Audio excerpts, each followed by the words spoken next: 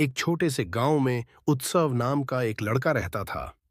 वो बहुत जिज्ञासु था और हमेशा नई चीजें सीखने के लिए उत्सुक रहता था। एक दिन उसे एक पुरानी किताब मिली जिसमें एक छुपे हुए खजाने के बारे में लिखा था। उत्सव बहुत उत्साहित हो गया और उसने खजाने की खोज में निकल पड़ा। उत्सव ने घने जंगलों, ऊंचे पहाड़ों और तेज बहती नदियों को पार किया।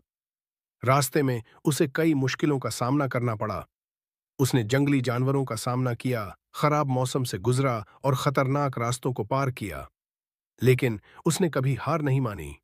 हर मुश्किल के साथ उसका इरादा और मजबूत होता गया और खजाने को पाने की उसकी इच्छा और भी बढ़ गई।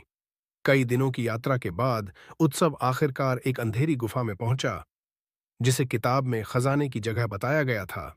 सावधानी से गुफा में जाते हुए उसे एक पुराना लकड़ी का संदूक मिला। खुशी से उसने संदूक खोला, यह उम्मीद करते हुए कि उसमें सोना, चांदी या हीरे होंगे। लेकिन उसे बहुत आश्चर्य हुआ जब उसने देखा कि संदूक में पैसों के बजाय अलग-अलग विषयों की बहुत सारी किताबें थीं। उत्सव को तुरंत समझ आ गया कि असली खजाना तो ज्ञान है जो इन किताबों में छिपा है। अपनी खोज से समझदार होकर उत्सव ने सभी किताबें अपने गांव में वापस लाने का फैसला किया। उसने गांव के बीच में एक छोटा पुस्तकालय खोला और सभी बच्चों और बड़ों को वहां आने के लिए कहा। पुस्तकालय जल्दी ही ज्ञान और सीखने का केंद्र बन गया, जहां गांव के सभी बच्चे ज्ञान की प्यास बुझाने आते थे।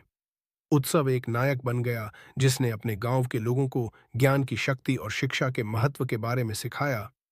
कहानी का असली मोड़ यह है कि यह पैसों के बजाय ज्ञान की शक्ति पर जोर देती है। ये बच्चों को यह भी सिखाती है कि असली धन ज्ञान में है, जो जीवन को बदल सकता है।